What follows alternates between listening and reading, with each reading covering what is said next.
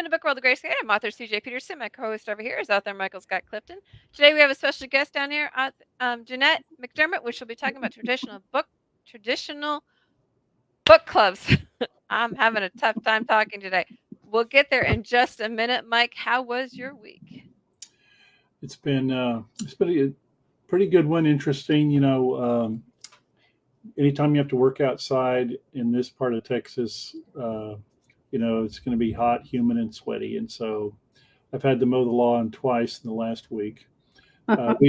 We were able to take a trip last week to Waco, and we got to see, if you've watched the Chip and Joanna Gaines show, Fixer Upper, we got to see Hotel 1928, which is one of the facilities on their shows, the old hotel that they renovated, and we got to go into the library, which is in the basement of the hotel, and it was like going back in time, just like you pass through and going back in time. The old wood, the spiral staircase, the books that were actually in the library were from Larry McMurtry's library, which was in Archer City, Texas, which is where he's from. Chip Gaines is from Archer City as well. And one time, Larry McMurtry had the largest collection of books in the bookstore in the entire state of Texas. I think he had like 500,000 or 600,000 books. Goodness. And I think Chip bought about 8,000 or 10,000 of them, and he used them to stock that library. It was really neat. And then we actually went to a place called Heritage Village, which is also, it's outside of Waco, and there's another show spinoff of Magnolia that is trying to remember the guy's name now. He does a lot of the furniture work, or did, on the old Fixer Upper, a Restoration Road, and the Heritage Village is a collection of villages, I should say structures, where 100, 200 years ago, the way we used to live our life. For example, there's a grist mill there, one of only 2 operating grist mills in the entire state of Texas, which is the only commercially operating grist mill, which grinds wheat, corn, and flour, corn and wheat into flour. Got to see that. Furniture that's made by hand, textiles, fabrics that are made by hand. Very cool. Now, where is this? This is in Waco. I think it's like 8 miles outside of Waco. And it was part of that, like I said, that Restoration Road show. And we've always been curious because, we saw them get these 100, 200-year-old beams, wooden beams, and they would reconstruct the frame of the building. And of course, you got to see them with your own eyes. Obviously, they were hewn by hand with an axe. But it was neat. It's also, it's historic, obviously. And to see how we used to live, how people used to do things, making everything by hand, growing your own food, grinding your own food up into flour, it was a neat experience. And anyway, I do, if anyone ever gets to Waco way and you want to go to that Hotel 1928, it is an awesome restoration. Don't miss the library in the basement. It is just fantastic. And if you get a chance, see the Heritage Village, which has the crafts and things that are made by hand the way we used to do it 100, 150, 200 years ago. And, if you're an author and you're wanting to get inspiration on a book from a historic vantage point, you could do worse than seeing the real thing. I was going to ask, is this like a potential research for a book down the future, or? Well, if of course, I write mostly in the fantasy genre, so we'll see. But it could still be like medieval times fantasy. But I taught history in another life, and and seeing things in real life that you used to teach about from a history book, there's just really not a comparison when you can see it, like I said, in real life. So in 2 weeks, I think it is, at one of 2 consecutive Comic-Cons real big Comic Cons for Millie and I. And the first one will be the Bell County Comic Con the first weekend of August, which is in Temple, Texas. And it'll be at the Bell County Convention Center. And then in your way, CJ would be going to Tulsa, Oklahoma, and we'll be going to the Oklahoma Comic Con, which will be our second year to go to it. And it was a really good Comic Con for us last year. And cool. And in the meantime, I'll continue to mow the grass if it rains. And, and stay Very busy cool. that way. Awesome. Well, we're going to be heading up your way to Lufkin, Texas, the 17th and 18th of August for the Piney Woods Comic Con. I'll be helping to run the floor. Super Hubby will be helping to run around and do where it needs to be done. We'll be having guests like Kevin Sorbo will be there. Peter Kalamis will be there. Some of the Amazing Digital Circus crew will be there. I know a couple other ones will be there. You can check them out at pineywoodcomiccon.com. And I know that the Kevin Sorbo VIP thing will be going on, so make sure to check that out. And I know one of my co-hosts from Magic Making Mischief will be meeting, so we'll be doing the Magic Making Meetup with the Harry Potter. So again, my Ravenclaw buddies, come on out. I know anybody who's Slytherin, Hufflepuff, come on out. Gryffindor, come on out and represent. We'll meet probably Saturday. Probably, I think, is the same time. We normally do probably about 11 o'clock. Or just come on out whenever. If you find us, I'll be running around in my Ravenclaw stuff. Come find me. We'll take a picture. But that's going to be August 17th and 18th. And look it up. Find out where down at pineywoodcomiccon.com. In the meantime, we have with us today Jeanette McDermott. Hey, Jeanette. Hey, thank you for having me. Yeah, thank you for coming on. We're going to be talking about traditional book clubs. We had another gentleman come on a couple of weeks ago to talk about book clubs. His book club was a little bit unique. So we kind of want something a little bit more formal regarding book clubs. So could you tell us about yours? Sure. The name of my book club is the Passion Readers Literary Society Book Club. I founded it in 2009. In the community where I live, I couldn't locate a book club to attend. So I thought, I'm just going to gather my bunco friends and my family together, and we're going to start this book club up. We had 30 members. Oh, wow. Yes, it's quite large one to start. Yes. And I had done a lot of research, and the information that I got said, keep the book club small, because when you get too large, can be a lot of opinions that can be expressed and might be very lengthy. So there was a company here in town where a lot of the members' husbands worked, and the company was bought out, and some of the people had to relocate to Colorado. So it brought the book club down to about 12. We've remained about that ever since. We meet once a month. It's a potluck brunch. We started in the evening, and as time has gone on, we now meet about 10 o'clock, about the last Monday of the month. Is whenever we try to meet, last Monday or the third Monday of the month. 10 o'clock in the morning? At 10 in the morning, we do a brunch. Okay. And it gets quite crowded in here. We have quite a few people, 12 in a kitchen or even a living room is a nice sized group of people. Everybody brings a potluck dish, and we take turns choosing the book. Each person gets to choose. I do not designate anything at all, except the house to hold it in, and that's it. Or maybe if we have to change venue, because sometimes they do like to go out to eat versus, having to bring the potluck. So they all get a chance to choose whatever book they want to read. Are there any guidelines with this? We don't have any rules, and I think that's what has made my book club so successful. There's no membership dues. If you become ill, you don't have to drop out. If you've got a death in the family, you don't have to drop out. And I think that's what makes it a success. We're very laid back and informal. We do promote literacy. We do ask that you read the book. If you don't read it, it's okay, because someone has read it, and we're going to tell you all about it.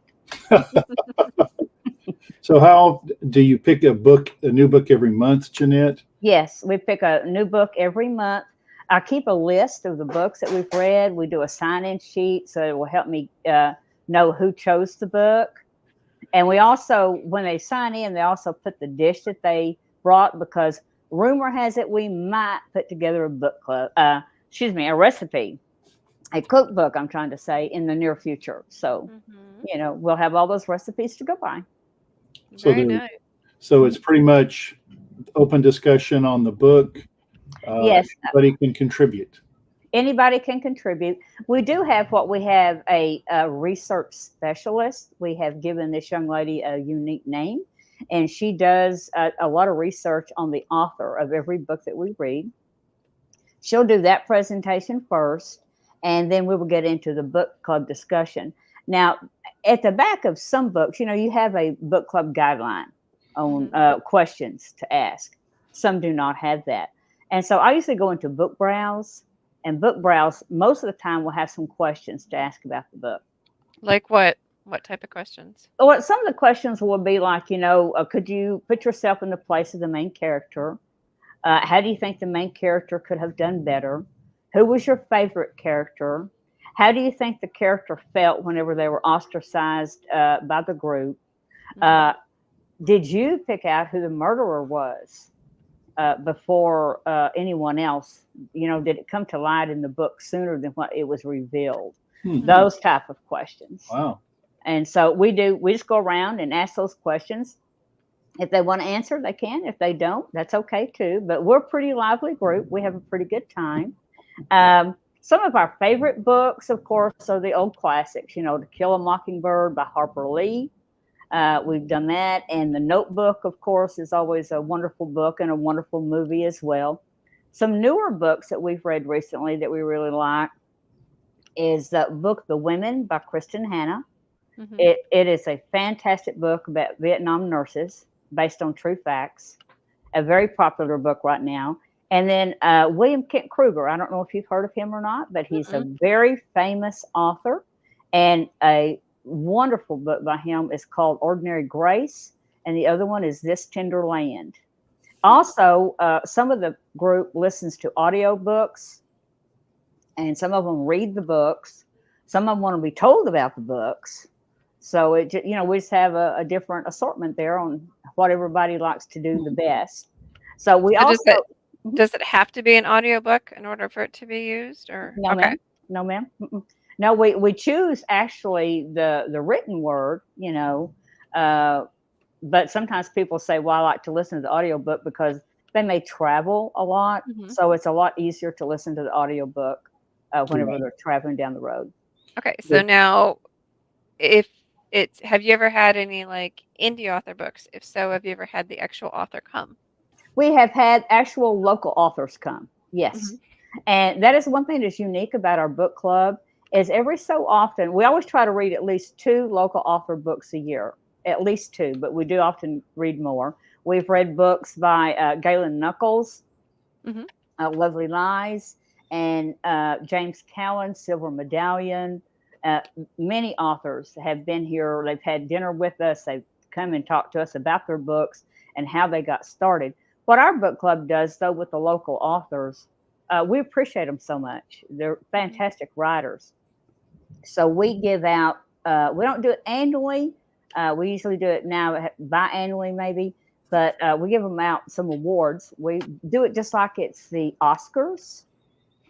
and we roll out that red carpet and we just have a good time with a very special brunch or dinner. Sometimes we do that one in the evening because it might be a little bit more formal.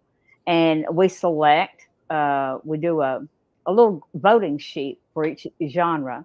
And each member of the book club gets that voting sheet in secret ballot. And they'll tell us which book they like the best, which author they like the best. And that's how we have come up with being able to give some very nice awards to our local authors. There are some some very nice plaques that we have made for them.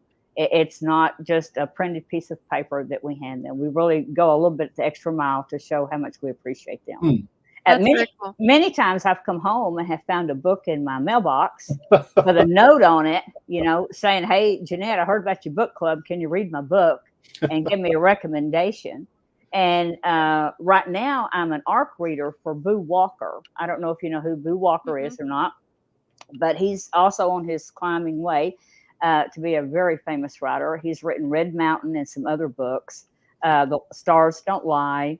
And so, and just yesterday he's coming out with another one, and I received an email from him. asking to be an ARC reader. And so he's supposed to send me the autographed book. I'm looking for it in the mail any day. And that's how we operate. We just make it casual, no rules. We don't have that rule to where if you miss 3 meetings and you can't come back. We don't have any of that kind of stuff. You know, we're just very laid back group of people that have a lot of fun. So is there a particular, you know, you've mentioned you've read some classics Notebook. That was an awesome book, as well as To Kill a Mockingbird. But does your book club pretty much cover the spectrum of different genres, or do certain genres more often than not be the ones that y'all select to read? Well, you know, our favorites are always murder, mysteries, and romance, you know.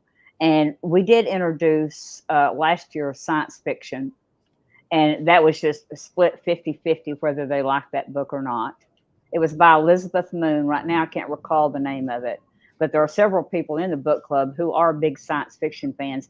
We read everything except erotica. We don't go that way. And we also, if you can't read the book and if you can't listen to the audio book, you know, if there's a movie out about it, go watch the movie and come tell us about it. There are several different sites where a person can get the free audio books. If you're a member of a library, there's a program called Libby and Simply E, and all you have to have is a library card, and they have audio books as well. And then, of course, there's Audible. That I'm a big fan of Audible myself. And then, of course, Resource is your perfect local library. Right. Right. Exactly. So the books don't have to be bought. They can just go to the library and get them if they're in the library, or if they know somebody, or if it's a local author and they know the author, they can just go get it from the author. Right. And sometimes I have been to libraries before to try to get like a package of 6 books. Sometimes the libraries will have them. Sometimes they have to ship off for them to other cities to have them brought in. And then when your 2 weeks is up, I mean, it has to be back immediately. To show respect to the other libraries, because there's other patrons waiting to read that book. Right. So believe it or not, most of the members of the library like to purchase their books and keep them. Yeah. Yeah. They really do. So so with the other person that we had talked to, John Nusted, who's the Longview Book Club president, one of the things that came up is, and I think would be a little bit more pronounced, I would say, or more important, I should say, for your book club, Jeanette, since it's here locally in Mount Pleasant. What would you say to someone who really wants to join a book club, but they're kind of reluctant to do so, not because they don't like to read, but because they just don't know anybody that may be in the book club? Well, that can be an uncomfortable situation because they attend a function where they don't know anybody, and so. But we are very open, and we're a very friendly group of people. If they want to attend the book club, all they have to do is email me. There's my email address is down there at the bottom of the screen, and email us, and I'll just answer that, and you can just come and join us. The first time you come, you do not have to bring a dish. You are our guest. And we'll have a little welcome package for you ready to enjoy once you get home. It usually consists of maybe a book and a candle, something like that, you know, and just a little welcome package. And you'll get to meet and greet everybody. And so far, everyone has loved everyone that's been a member. We make them feel very at home. Very cool. For those who are listening, the email address is passionreadersliterarysociety @gmail.com. That's passionreadersliterarysociety@gmail.com. It's a long one. It's a long one. Yes, it is. So if you want to get a hold of her regarding that, make sure to reach out to her via email. Right. Our first book that we ever read was quite controversial. It was a book called Middlesex by Jeffrey Eugenius, I believe is how you pronounce the name. It was an Oprah Winfrey pick. And the first time everyone came into the house, they were just like pale. Their mouths were open. They were going, oh my goodness. You know, it made such a great conversation. The book did. We had more questions, more fun discussing that book. Our latest book that we're reading right now is called Dreamland by Nicholas Sparks. And one of my other favorite books was Sparring Partners by John Grisham. It has several stories in there, and the one I liked the best was Strawberry Moon. It was a very, very good story by John Grisham. So we read all kinds of books, except, like I said, erotica. We don't deal with that, but have a lively discussion. We certainly do. So I know that you're also a member of Northeast Texas Writers Organization. Yes, sir. Mm-hmm. And I think we got a little bit of time here. Would you like to give a pitch for the rescheduled NetWo Writers Conference? Well, sure, Mike. Thank you for asking. Yes, we had a science fiction fantasy conference that was scheduled in April this past year, but storms came through, knocked the power out at the college, so we were not able to host I would not have known about it if Mike hadn't called me and said, do you know what's happened? So we had to postpone, and so we rescheduled that event for September the 14th. It'll be from 9 until about 3 o'clock. Doors open at 8. Registration starts at 8:30. You can go to our website, netwo.org, and sign up for it. We're in the middle of redoing the flyer. It will be coming out through the Chamber of Commerce, where it will reach over 3,000 people. Mike is going to be one of our guest speakers, Lisa Simmons, and I think her pen name is C.I. Chevron. And then Michael Whittington, isn't it? I think that's his last name. Wigington. Yes, Wigington. That's correct, Mike Wigington. And they're also going to have our very first science fiction fantasy costume contest. And so that's going to be a lot of fun. And I think first prize is $150, second prize is $125, and third prize is $100. Okay, now where is this conference located? It's going to be at Northeast Texas Community College here in Mount Pleasant, Texas. Okay. And you can find out more information about it online by going to netwo.org or to the Facebook page for NetWo. The only thing, the current flyer is still in the making. Everything will be the same, except the date will be September the 14th, Saturday, September the 14th. Awesome. Mm-hmm. And at that also, we'll also be giving away awards to local authors for their books that will be presented by the Passion Readers Book Club Society. Cool. Now, are you guys doing the first chapter stuff this year again? Mike, I think James Roscoe did the first chapter this year, and starting August the 1st will be the Tween Teen short story contest. At our last meeting with NetWo, this past Thursday night, we voted. This time, we're going to make a little bit of a change in the Tween and Teen short story contest, and we're going to ask them all to write about science fiction. That way, it will go along with the science fiction fantasy conference. Good. We're going to maintain that theme. Very cool. Mm-hmm. And most of those teenagers like the science fiction fantasy anyway. That seems to be their favorite right now. So I'm hoping for a nice crowd, especially with the costume contest. Good. Very, very cool. So quick question. If you had to give advice for somebody who just, wanted to start a book club, whether they had moved into a new area or there isn't one in their area, how would they go about starting it? Well, I would first start with a group of friends and family like I did.